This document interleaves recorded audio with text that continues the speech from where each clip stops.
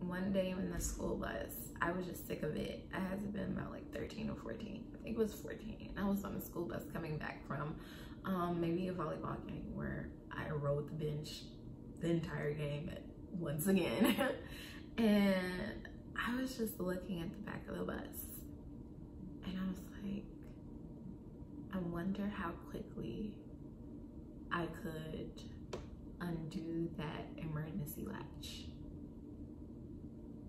And then maybe I can jump off the back of the bus into the expressway and get run over. And hopefully this will happen so quick that nobody will think to stop me, because they'll be in so much shock that they wouldn't even try.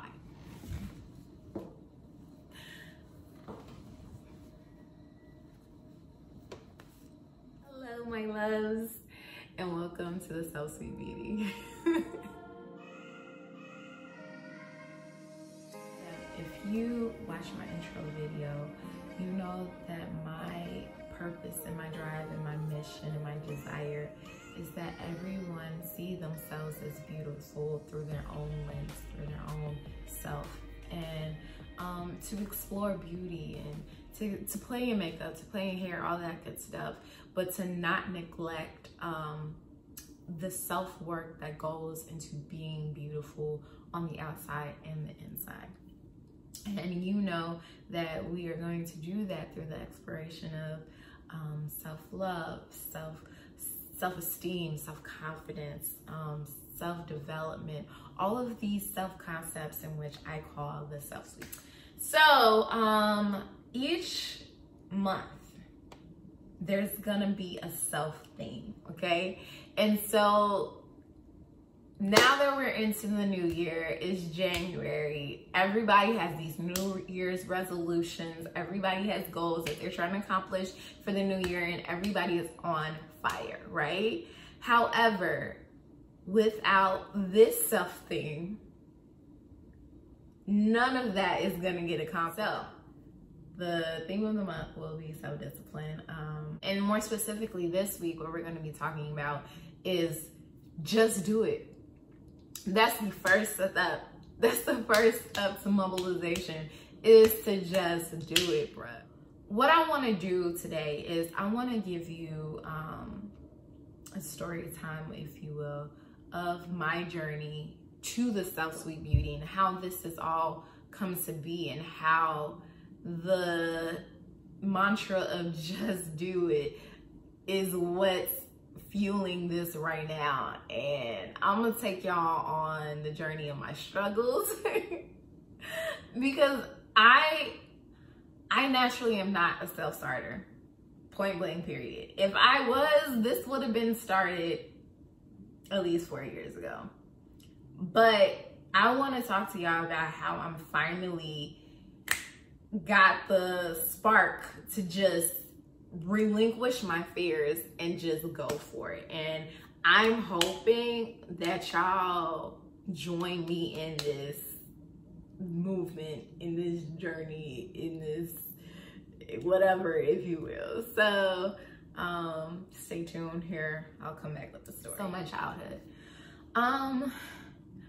wasn't horrible. It was not horrible. You know, I was blessed. I grew up in a 2-parent household. My mom and my dad were married. And there were so many people in the house. I mean, so many. It was a blessing. It was a lot of people in the house. You know, and there was my sister, her 3 children. There at the time, then came my niece. And then there was also Nana Poppy. There was, Poppy had a daughter, Peggy. She had 2 children, and then her daughter had 3 children. So there were, there was never a dull moment. And on top of the fact that there were like 500 people in the house, these people were Jamaican.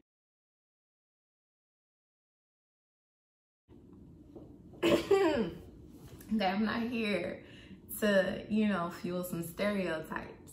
But today we're gonna fuel some stereotypes. These people are crazy. It's animal abuse. A man in Central Florida accused of setting a raccoon on fire. Yeah, he tried to explain himself as he walked out of jail. Take a listen to this. 88-year-old, first time I ever have to go to jail. I never thought about killing nobody in my lifetime. No man, no woman, no kid. Just a raccoon, says Ezra James, who after posting his $2,000 bond describes planning to kill the animal for eating his mangoes. I throw some gasoline on him and draw a match. The 88-year-old saying a neighbor saw it and called the police. He still seems upset she did that. She's a wicked woman. James is... I love my family. I love them to death, okay? They were nuts, okay? Nuts, okay? I remember there was one time, look, there's one time, G, a bird flew in the house. I kid you not. Big black crow flying through the house, zooming, zapping. Here come Nana. First of all, little background on Nana. At the time, she had to have been like, what, like 72, like the sweetest woman on the outside that you could ever meet. You know, just nice homemaker, you know, yeah. That was Nana until you pissed her off. Then it was a whole situation. And that bird pissed Nana off. Nana came running up them stairs with a broom. I want a bird. I want a bird. Let me see that. That bird was dead in 3 seconds. I kid you not, bruh. Never again do we have a bird come into the house, because I swear to God, that bird must have chirped off, told his little birdie friends, don't come into this house. Side note, back to childhood. All right. So here's the heavy stuff. So, you know, it was great. However, I did grow up overweight. I was a little chunky kid, and this was a big no-no in a Jamaican household. And like my dad, he didn't take it well. I think out of love for me, he tried to warn me about the dangers of growing up in a superficial society in his own little way. But it kind of came out, basically he told me that I was ugly and that I was fat and that people are gonna call me a buffalo if I don't get my stuff together, and that no man is ever gonna want me until I get it together. And I had to been about like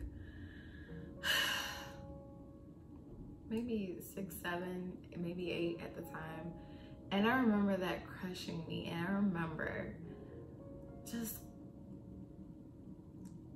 remember asking my nephew, like, hey, do you think that if I lose weight, then people will find me attractive? And he was like, I don't know. And I just remember from that point on, I was just so crushed. I remember there was a teacher, right? Well, a security guard that had to play substitute teacher, and he was one of them cool security guards. He wanted to fit in with everybody, fit in with the little 11-year-old kids. And one day you know, people used to write people's names on a piece of paper, and you had to rate them, whether they were like the ugliest or the cutest. And so one day in class, we were passing around this paper, and the security guard had to act as our substitute teacher, and he confiscated the note. And then all the kids are like, read the paper, read the paper. And then he was like, man, what's on this paper? All right, cool. It says that the ugliest girl in class is, wait for it, Deanna.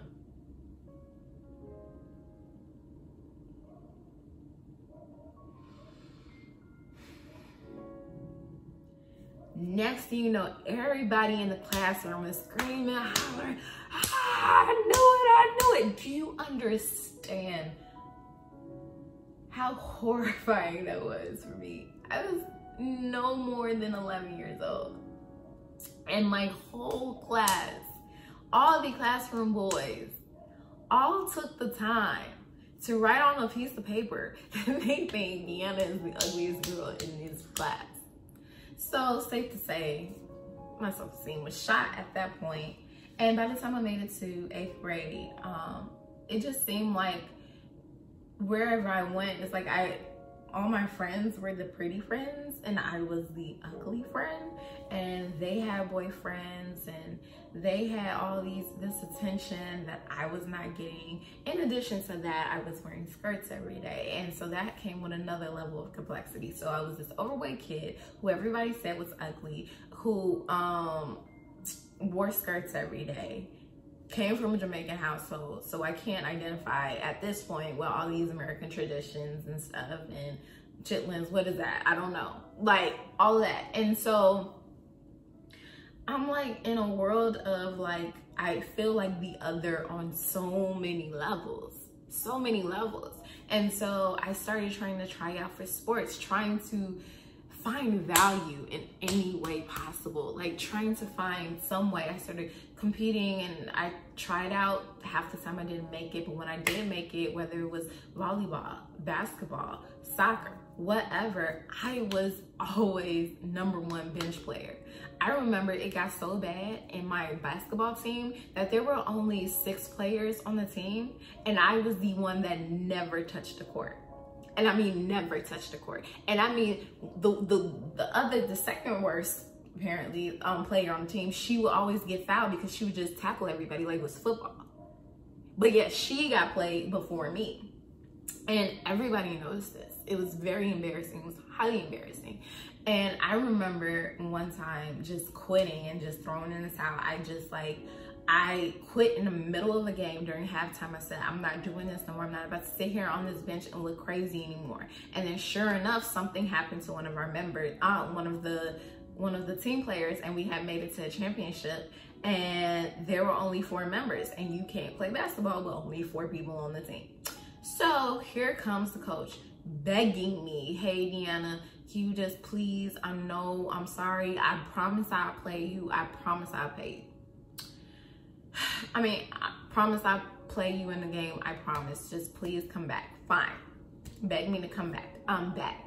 Then we're at the championship. He ended up recruiting a cheerleader too who knew nothing about basketball.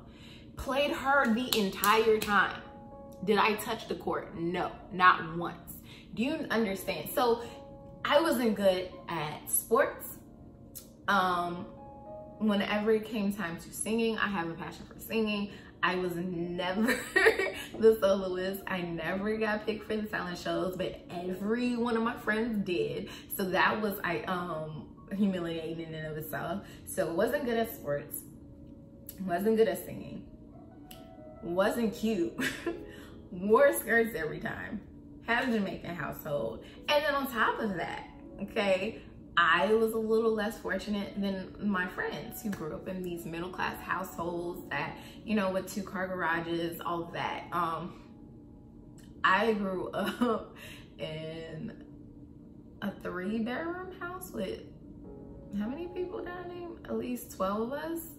So that was a challenge in and of itself. So at this point, and my teachers, they were dismissive to me. People at church, they hated me. They told me that I wasn't gonna be anything in life. Like, someone literally told me like, oh, I'll be praying for you since you can't pray for yourself and you're not gonna make it through college. if you don't give your life to the Lord. So many complexities that we can dive in at a later time. But I just want to paint the picture that everywhere I looked, I was devalued in every single way. There was nobody that saw any value in me. And at that point, I was just like, look, I shouldn't be here. I would do the world a better service if I was not here. I would cry all the time. There was just no joy in me there was no hope. And one day in the school bus, I was just sick of it. I had to been about like 13 or 14. I think it was 14. I was on the school bus coming back from maybe a volleyball game where I rode the bench the entire game once again. And I was just looking at the back of the bus and I was like, I wonder how quickly I could undo that emergency latch. And then maybe I can jump off the back of the bus into the expressway and get run over. And hopefully this will happen so quick that nobody will think to stop me, because they'll be in so much shock that they wouldn't even try. And that was the plan. That I convinced myself that was the plan. That's what we're gonna do. That's what we're gonna do today. Yeah, it's happening. We're jumping. That's it. And as I was getting ready to like ease up off my seat, to run to the back of the bus,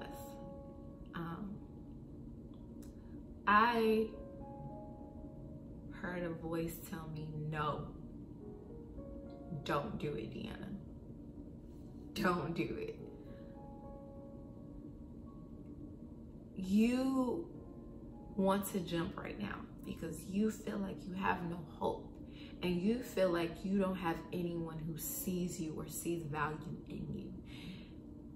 I need you to become that hope, because just like you, there's somebody else behind you that feels the exact same way. And if you jump off, they have no hope. And from that moment on, my life was changed. Did I stop struggling with depression? No. Did I stop struggling with self-esteem? No. But at that moment, I had a purpose and I had a passion. And I knew from that moment, I was 14 years old or something at the time. I knew from that moment, my purpose in life was to give hope, to inspire somebody else to keep on going. And I knew that in order to be inspirational, I had to have a story that was inspirational. So I knew I had to make something out of my life. So at that point, I said, look, okay, I'm done with this. I decided to graduate high school a year early. And then I decided to become an accountant. And then I went to this, then I decided to go to the college that was ranked the second highest in the nation for their accounting program. And so I said, I'm gonna do that. And then after that, now I'm gonna go and I'm gonna work for the best accounting firms there are. And so I ended up working for one of the big four. And then when I got to the big four, I was like, okay, cool. Now I'm gonna get my CPA. So then I got a CPA. And I'm like, cool, now I'm about to buy a house at 22. So then I bought my first house at 22. And then it was like, and now what? Now I was back into a position where I was working a job where I was once again devalued and no one saw the value in me. And now once again, in those feelings that I had when I was a preteen started easing back up, that my life was worthless, that I had no meaning. And now how can I be inspirational when I'm depressed? I can't. They're like, this is an oxymoron. This is not happening. And then I saw my hope diminishing again. And I was like, God, you told me that this was my purpose, but this doesn't look like my purpose. And he said, Deanna, this is your purpose.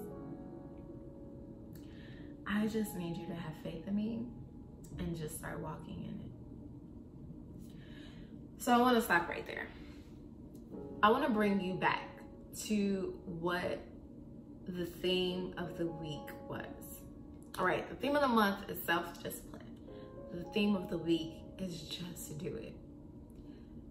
At this point in my life, I felt the nudge from God to say, hey, Deanna, just do it. Just, you don't have the inspiration right now, but I need you to start walking in this.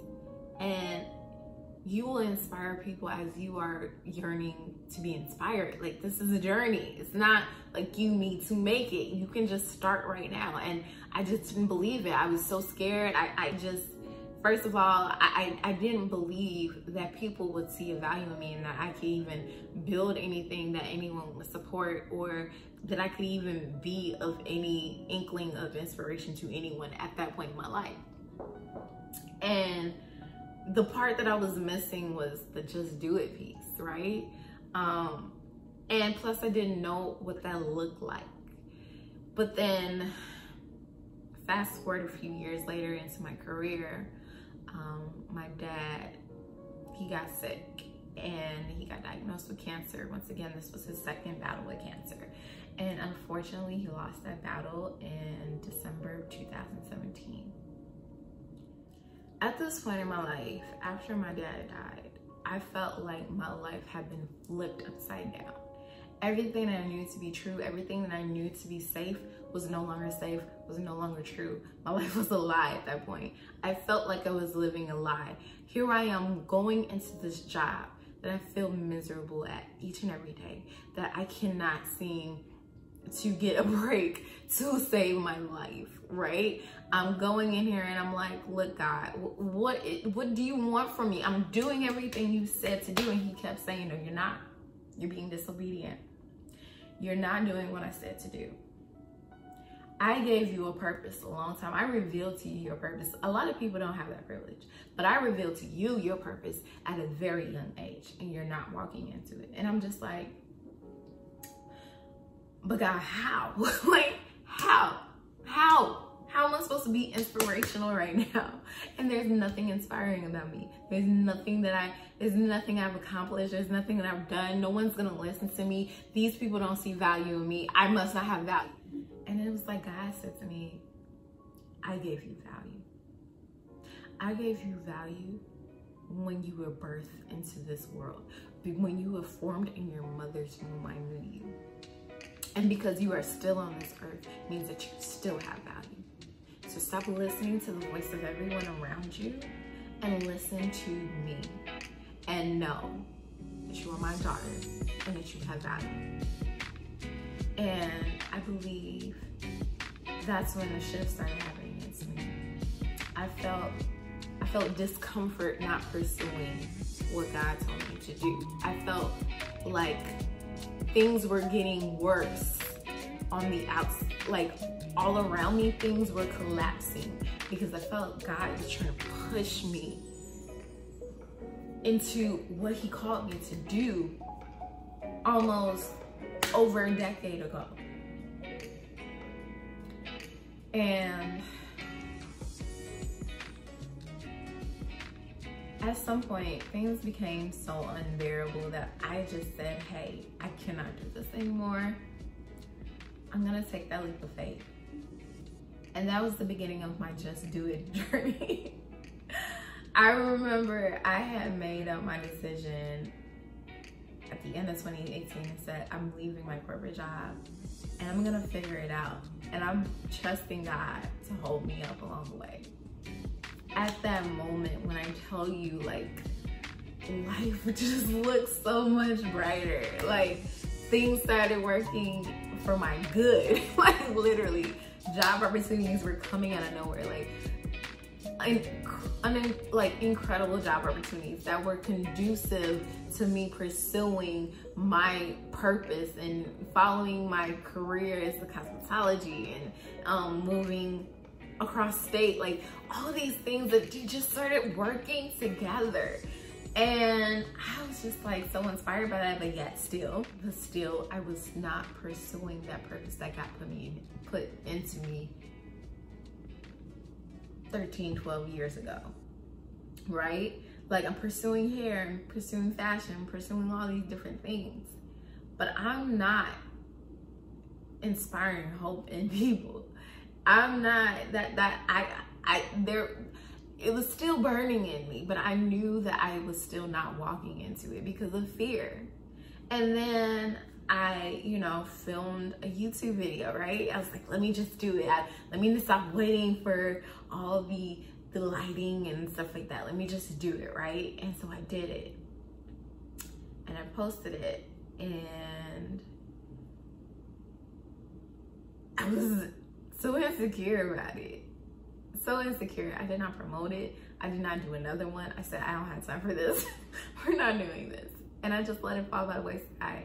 And I just, you know, from that point to here, it's just like, I just felt that grinding in my spirit, like, Deanna, it's time to start doing. It's time to become a doer. Your life depends on it. And I gave you this whole story to basically share with you where I'm at in my journey. I'm finally at the point where I'm just like, look, we're just doing it. I don't know where this is gonna go. I don't know who's gonna watch these. I don't know if people are gonna be inspired, but I know what God's telling me to do.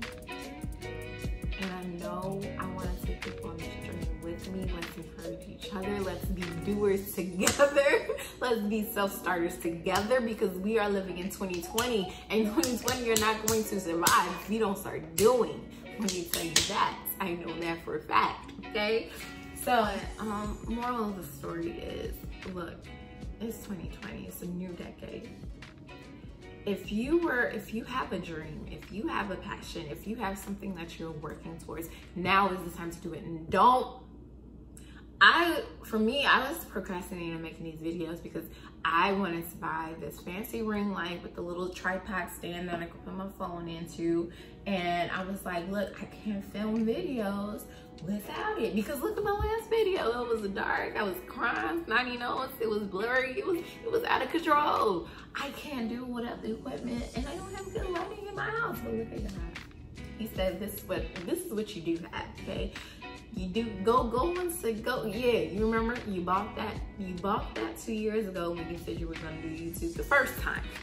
Okay? Use that, prop it up on your window, okay, and get to filming. And I said, yes, sir. So, moral of the story is, if you have anything that's burning, like, I mean burning in you, and you just feel like you wake up every day like, oh shoot, I'm not doing what I'm supposed to do, start doing it now, okay? Start doing it now. And I just want y'all to go on a self-discipline journey with me. All throughout January, we're venturing into self-discipline and what it takes. And we're gonna be talking about consistency and perseverance and patience and all these different things that make self-discipline what it is. And so I really hope that you were touched by this video. I hope that if there was any part of it that you could relate to, please drop a comment below. Let me know what that is. Let me know your story. And let's do this together. We're gonna be self-starters in 2020 together. All right, bye.